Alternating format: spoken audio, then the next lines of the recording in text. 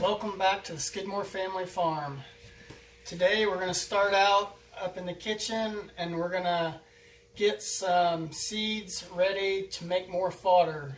We're just going to go through the process again that we've already showed. I'll make it quick, and then we will end up in the basement where the grill room is and do some updates on that and talk about what we're going to go ahead and plant and get the starts ready and just get things going.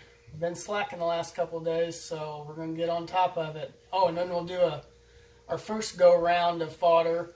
We'll give you the update on that and show you how that's going. We've done good so far, but we're going to go ahead and start the second round here. Let's get started. I've got the same cup. Since it worked out, this amount of seeds filled the flat nicely and it seemed to germinate okay, so we're going to go with this amount again. We're going to pour them a little bit different this time. I did it in a mason jar the last time. This time we're going to use a colander to rinse these out. It'll be a lot easier. I think I can rinse it better than we did the last time. We're going to use cool to maybe lukewarm, room temperature, not quite cold. And we're just going to rinse them off to get all the dust and chaff off to prevent mold and mildew. That's the enemy of fodder, mold and mildew.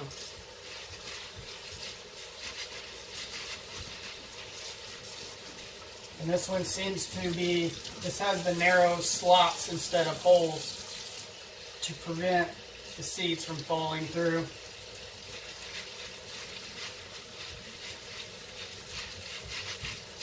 And our fodder in the basement is on day 4.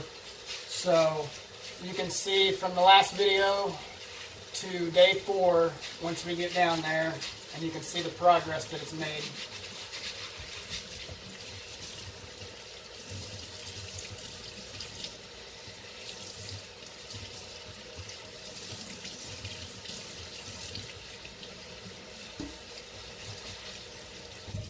Okay, I think we're good on this. We'll get this water off. And we're going to dump it. Instead of using the mason jar to let them soak, we're going to use just a larger bowl. It was kind of a pain, if you remember in the last video, to get the seeds out after the soak. Last time we did a 12-hour soak, and it seemed to work good.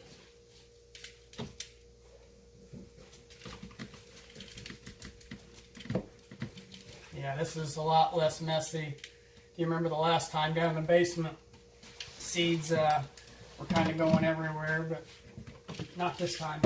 This is water with peroxide in it. We might have to add a little bit. This was just left over from what I had. Yeah, I think that'll be just enough. They say you want to keep it an inch or so above the seeds, and that's close enough. I think we'll be fine with that. And we'll let that soak until tomorrow morning, and then we will rinse them again and put them in the flat like we did last week and start all over. Most people, when they do this, just depending on how many animals you have, you just do rotations. You might do one flat a day. If one flat per day feeds the animals that you have, you would just, each day you would start a new one. If you needed 10 per day, you'd say you had larger animals or lots of chickens and rabbits mixed together or whatever, you would do 10 each day. You would start 10 trays, and then that way you're always one day behind on your next tray coming in. So you use 10, then you've got 10 more ready, and the next day when you're ready to feed your animals, you got your 10 ready, and then you just have backup after backup, 7 or 8 of those, and that will always allow that to cover for the next day. And from what I've seen, it's always good to have a couple extra. I know there's 7 days in a week, but a couple extra never hurts in case you would have an issue. It's better to be safe than sorry. But like I said, normally I would add peroxide, but I didn't have to add any more water. So we're just going to go ahead and head down to the basement. Alright folks, we're down in the basement in the grow room. Let's go ahead and do this update here. We can see, we're going to go over a few things. This is the winter wheat seeds that I was telling you about. It's over an inch tall, and we're at day 4. In 3 to 4 more days, we should be up to here. According to everything I've researched and seen on the internet. And there's no soil in here for people that are just tuning in and this is their first Skidmore Family Farm video. There's no soil in this. This is seeds that were soaked. We just showed you in the first part how we're soaking the seeds. Here's the seeds that we just did upstairs in the kitchen. These soaked for 12 hours. We spread them in one of these flats, these trays. These are like garden flats you can get any garden center, big box stores, places like that. This one is a non-perforated one, but fodder has to drain. It cannot have the water sit in it. It will go stagnant. The seeds will mildew and mold, and it's just done. You can't feed that to animals and or humans, either one. But since it's non-perforated, I got these discounted rates. So instead of trying to get perforated ones, I just took a small drill bit and drilled in the low areas, the low channel of each one. And then when I go to water up here and get everything real good, and then the water comes down to where the holes are, and then I've got a drip pan here. Now I've seen people use shelves, and one will angle this way, and then the other one angles back, and then they just kind of stair step and go back and forth. You water one at the top, and then it waters the rest of them as it drains out. This right now is just a single stage, basically. We'll get to where we stack them and do like the tier steps, angled back and forth. But we haven't gotten to that point yet, so this is our first one. I've never done this before, so I'm not a professional gardener by any means. This is my first year trying all this. I've planted some stuff with my parents when I was a little kid. We had a little strawberry patch, and we'd always do tomatoes. But I've never personally, at my own house, apartment, property, anything like that, grown anything. So this is all new to me. So if I can do it, then anybody, you can do it in an apartment. It's not been outside. It's only been in this basement, other than this batch. This batch was started upstairs. You saw me wash it in the sink, rinse it off, put peroxide water in it to sterilize the seeds, and then when we dump them in the tray in the morning, I rinse them off, which we went over that in the last episode 3, I believe it was, of the basement grow room. So we need to, this hasn't been watered this evening. I do it twice a day. And then I wanted to show you this. This is just a standard water bottle, and this is going to be used for the purpose of this, watering the fodder, and we're going to do some starts that we'll go over here later, but this is a gentle waterer, and you can actually stop it while it's still upside down because there's no vent in the bottle. It basically does like a vapor lock or whatever you want to call it because it's non-vented. So let's go ahead and water this, and you will see how it stops. Then you squeeze when you want more water. This will work great for the starts. That way we're not drowning the starts and washing the soil out and displacing the seeds or anything like that.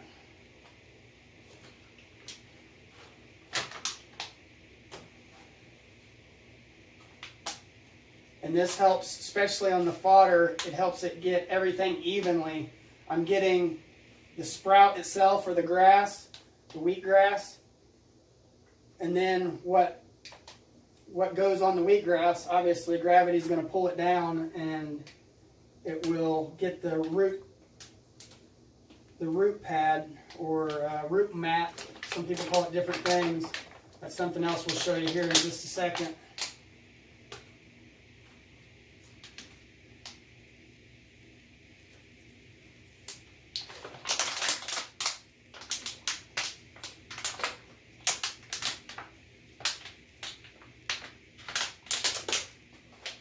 I think we'll just go over it. Oh, the reason why I was going to go over it with some more, because it wasn't draining, but I forgot. I had it spun around the wrong way. This is the perforated end. So, there you go. It'll start draining out here shortly. See?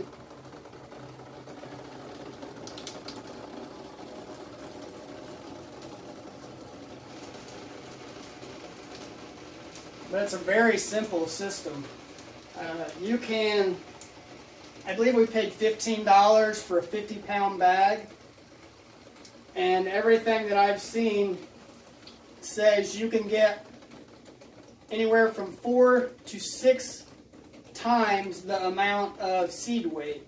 So that means I could possibly get 300 pounds of feed from a 50-pound seed bag. This isn't my idea or anything like that. There's tons of videos on it. This is all new to me. I was just doing research on how to save money on animal feed, and this is one of the ideas that it showed. So we're just going with it. We're going to try it out. Something that I did want to show you is, hopefully I don't damage it, but you can basically, once this is done, this will all come out in one chunk, and this was just seed, see? That's all the root system. That is why you want it to drain. If it doesn't drain, these roots will rot, and the seeds that don't sprout will rot. So you always want to keep the water draining off of it. When I felt it earlier, before we started the video, the roots were just barely damp, so they'd soaked it all up.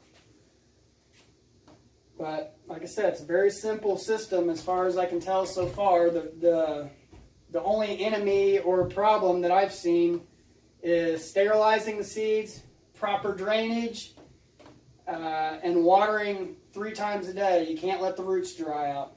It's just like any other plant. You can't get it too wet. You can't let it get too dry. But, I mean, so far it's been very simple. It's very low maintenance, and it's going to have a very high return in my point of view. I don't know where you can get any other animal feed in less than 10 days that you can get up to 6 times the weight amount in 10 days. If you can, show me a video, show me a book to read. It just kind of amazes me that more people aren't doing this, but it is starting to get popular from what I can tell. Okay, so we went over the waterer. We've soaked the seeds. This will be our second batch. It will go in this tray that I showed you earlier, the perforated tray. We'll put it over here side by side. It'll drain down there. Let's go ahead and pan around. And this over here. Oh, before we get to this, I'll just go ahead and tell you why I'm standing here. Let's get this. The lighting system that I installed so far has worked flawlessly. Oh wait, let's pan back around. I wanted to show you something. $4.99. This is gonna turn my light on and off for me. Right here, $4.99. Mechanical timer. It's not digital or anything like that. Just a mechanical electrical timer. And this is, we bought one and it was digital and it didn't work. I went back to the store and they had others and they were in the package and they weren't working either. So I was like, let's just keep this real simple. So we went with the mechanical timer, and that will turn my grow lights, which we went over in the last video what they were, just low budget lights from Menards. They are LED. They seem to be working for the fodder. Now, other plants or large amounts of plants, we might have to up the system at some point, but we'll deal with that when we get to it. We're just trying to get starts going, and we'll go from there. And we've got plenty of seeds. If anything gets messed up, we will just have backup plans. We will start these starts. We got the little seed cells. We'll get them going in here.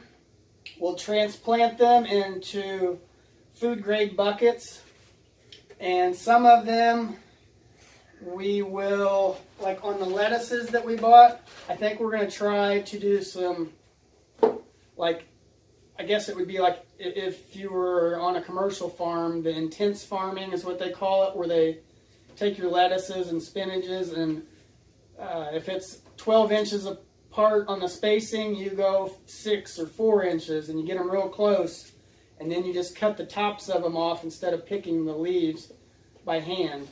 We'll probably do it. We're going to do it both ways, though.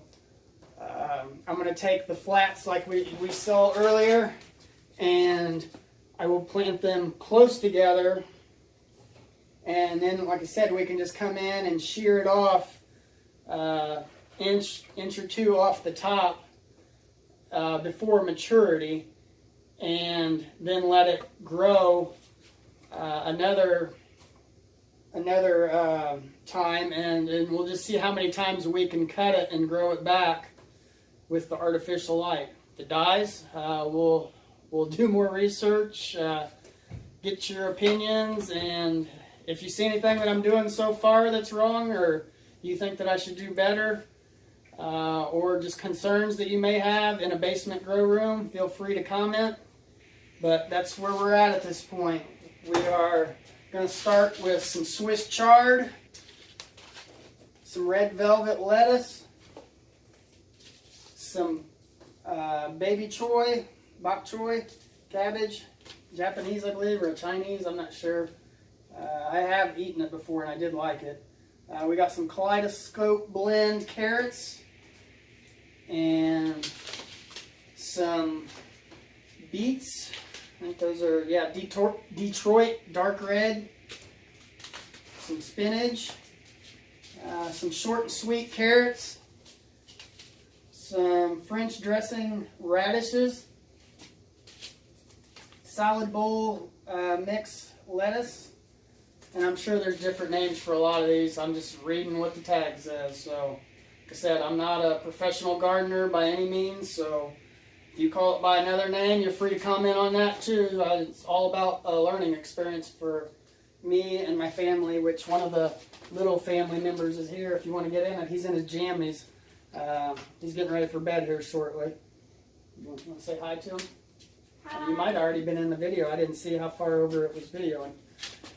But radishes, the China rose, I think, like I was going over before, I think it was Wholesome Roots or Roots and Refuge. They went to Baker's Creek, and the owner there was saying that these were a really sweet radish if grown in a cool condition. But we'll see. It's just trial and error for us. Kale, asparagus, which I know we're planning on moving, so this is going to be in these are all going to be in containers. I know kale. I know asparagus takes a while, about 2 years to really establish itself. So we want to go ahead and get a start on that. And then, speaking of thinking in advance, we're going to try and get some maybe fruit trees started by seed, since we know that takes multiple years to get those going. Rosemary, broccoli,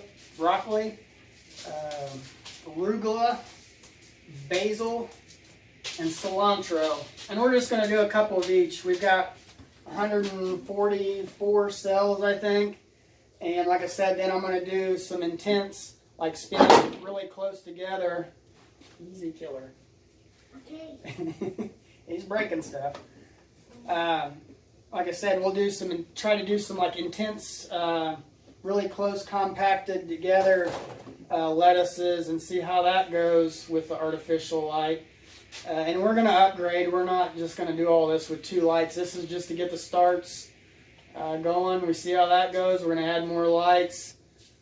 I was pricing some other lights that had more lumens, brighter essentially. Since these are only 600 lumens each, there's 2 here, 2 4-footers. That's 8 feet in length total.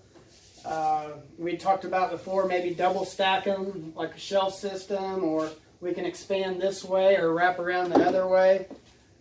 We have the potential, I would say, to put, if we're doing greens and sprouts and that type of thing, we could probably do, I'm guesstimating 100 trays easy if we really wanted to. But we're just starting out. We're not going to try and go full force and be a commercial greens grower. We're just trying this. I like the way it's going so far. It's at the very least, it'll be a good hobby, and we'll grow fresh vegetables for ourselves. With that being said, that wraps up episode 4 of the Skidmore Family Farm Basement Grow Room. Thanks. You want to say bye, bub? Bye. Eli's at his mom's. Elena's already asleep. Gigi's at her mom's. That's the update on the kids. Wife is getting ready for bed. She's got to be at the hospital at 7 in the morning. Peace out. Peace. Good job, buddy.